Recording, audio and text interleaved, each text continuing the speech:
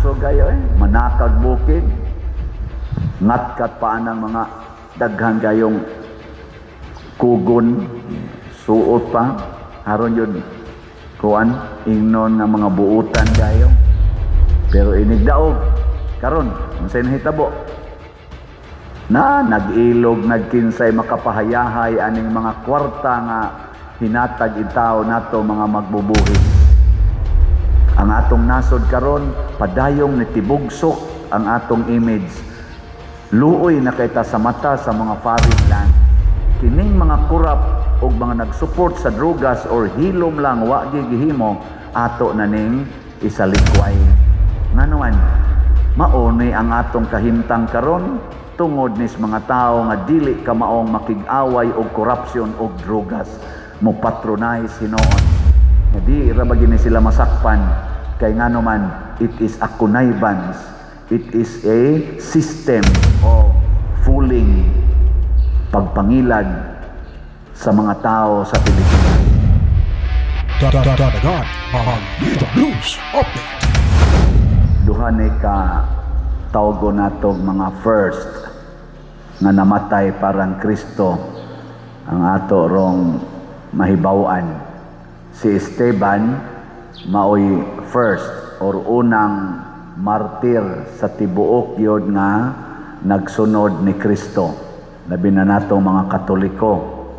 Nga kining atong patron si Santiago Apostol, mausa ni siya ang first or unang namatay gimartir sa original nga 12 ka apostoles. So kita din herong nanimbang ang ngayon kitang ma-inspired nga mamartir. No? Bikinsa ninyo din ang musugot aning atong pundo karon nga maoy unang patyon. Taas kamot. Ay usang ni Isa. Pero ang uban, nga nung waman mo ni Isa?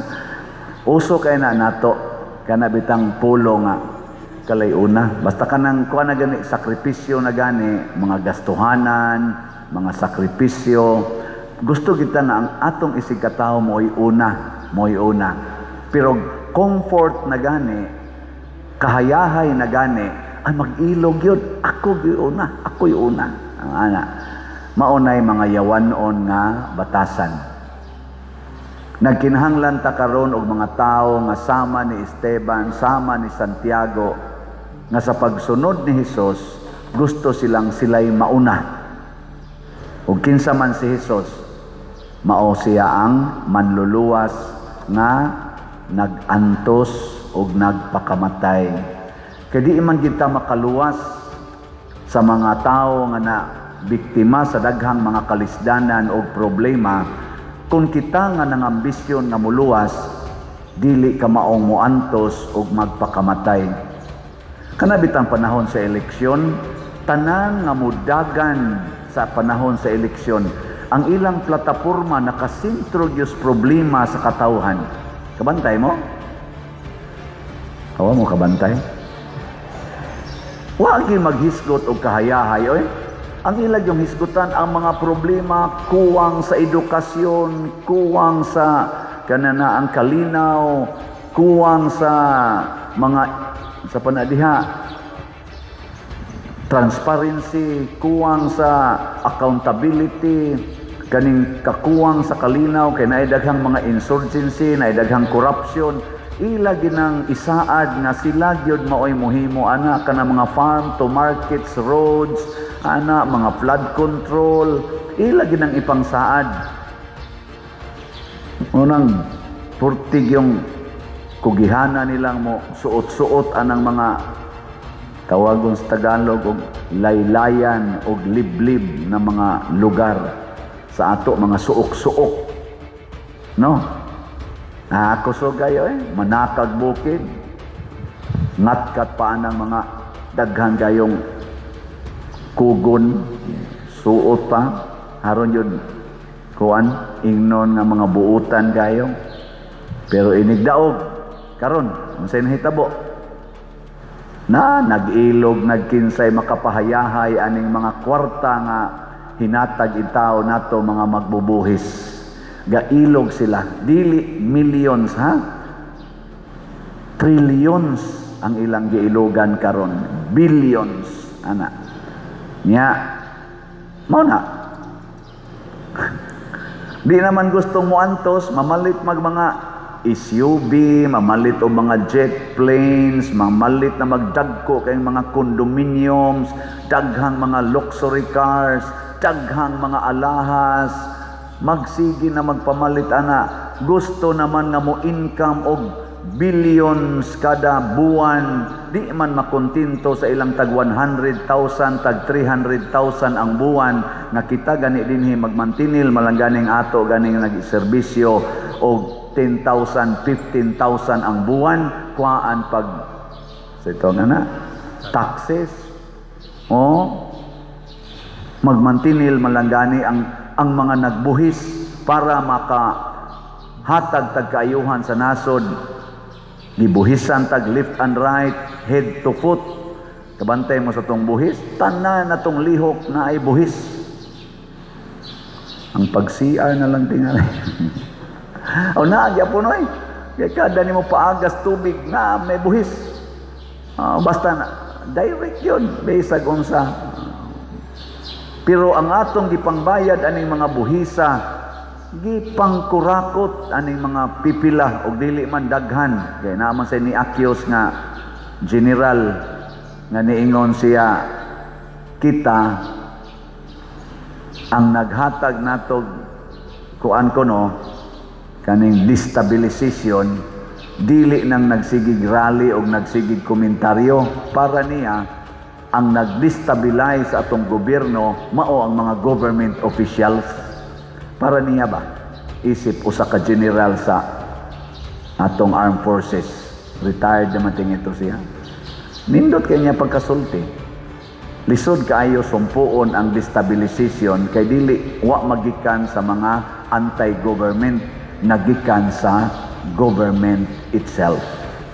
Ngano man, para nako mga igsuon, tungod ni kay di na manggod mo antos ang atong kasagaran sa mga dagkong opisyal sa atong nasod og apil na sad sa simbahan.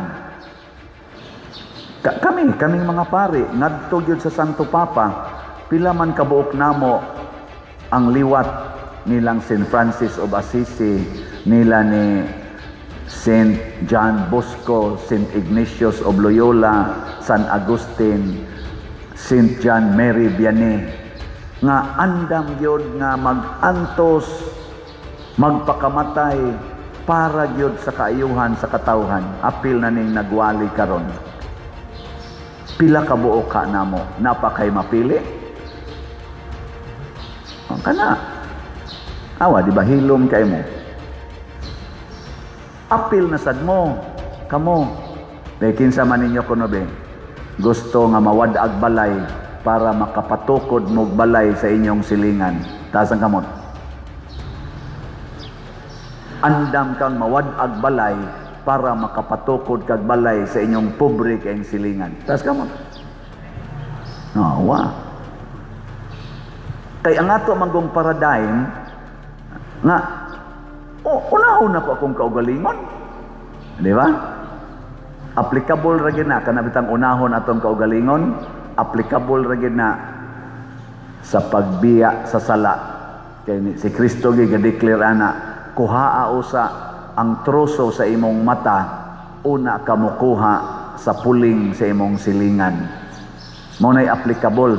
Panilhig usa sa imong tugkaran, una ka manaway sa sagbuton nga tugkaran sa imong silingan. Kana applicable na.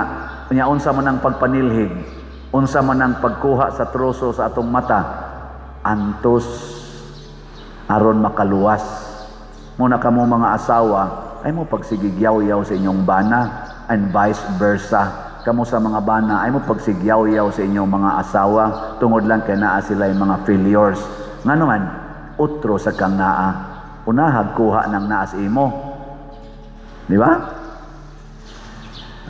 Karon katawanan kay tanan, ang atong katilingban, arita mong hisgot sa gobyerno, tanawa, Ang ato yung pinaka-problema karon, number 1 gyud ug number 2, hain ka ani ang number 1, hain ang number 2, corruption ug drugas. Para nako mao nay ni gawas gyud nga perting dako ang problema gyud nga muguba gyud katilingban ug kaugmaon sa katawhan, corruption ug drugas. Ang nakasakit lang sa nakita nako karon ba gikan adtong bag-o natong administrasyon hangtod karon, ang nakasakit kinsa tong musulti batok mo reveal og mga kamatuoran bahin sa drugas ug bahin sa korupsyon, maoy mapriso. Nya kadtong ilang gipinpoint nga maoy utok sa korupsyon, maoy utok sa drugas, maoy mo papriso, dili kasuhan. Tanawa ninyo dihagon sa Kongreso na ay mga batanon nga mga kongresista nga nagsulti, mauni ang mga nag-utok, mauni pinpoint nila, suspenso.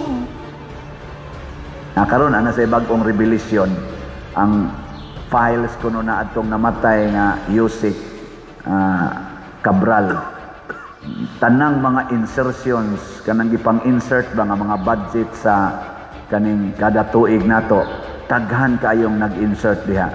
Kana pila ka kabuk ana kay kanang insertion murag pasabot ana nakaamgo sila ba nga pagdayon ng process sa budget, uy wa man din nako maapil na pa man day koy nag-una nga project, ako lang ning ihangyo nga i-insert idugang sa akong original nga gi-set atong NEP, National Expenditure Program ba na ang una gid nilang proposal sa ilang budget sa mga congressmen, mga senador, mga executive branch.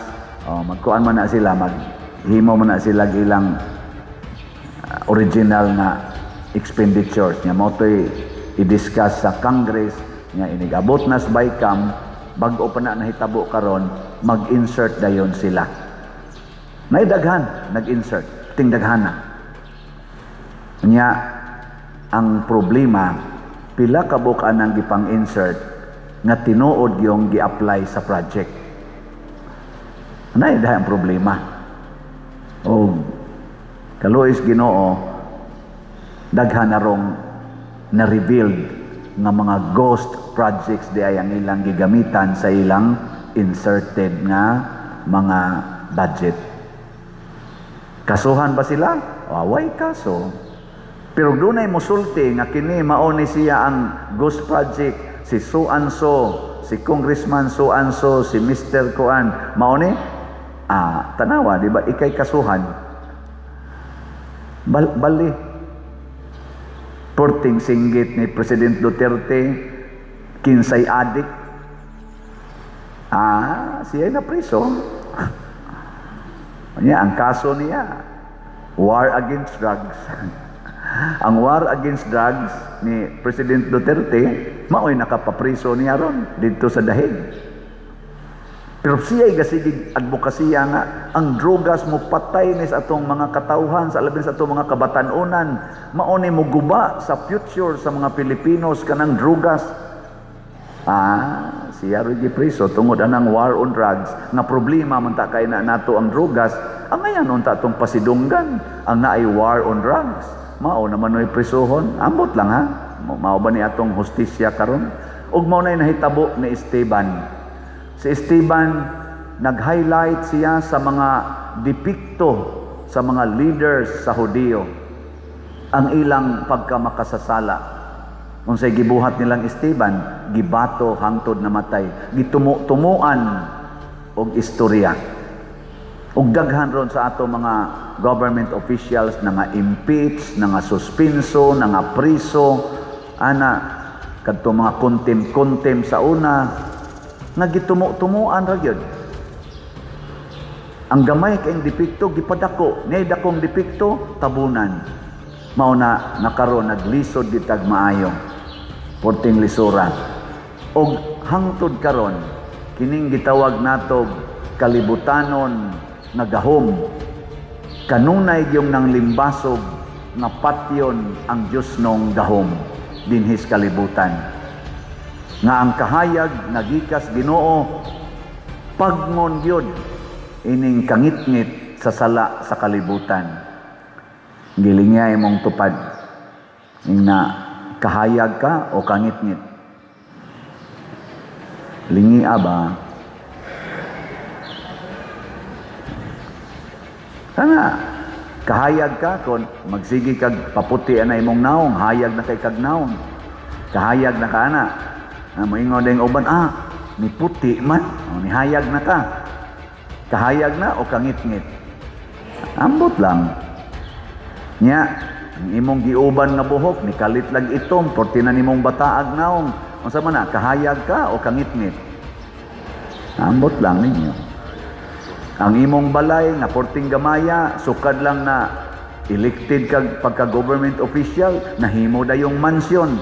Unsa man na, kahayag ka, kangit-ngit?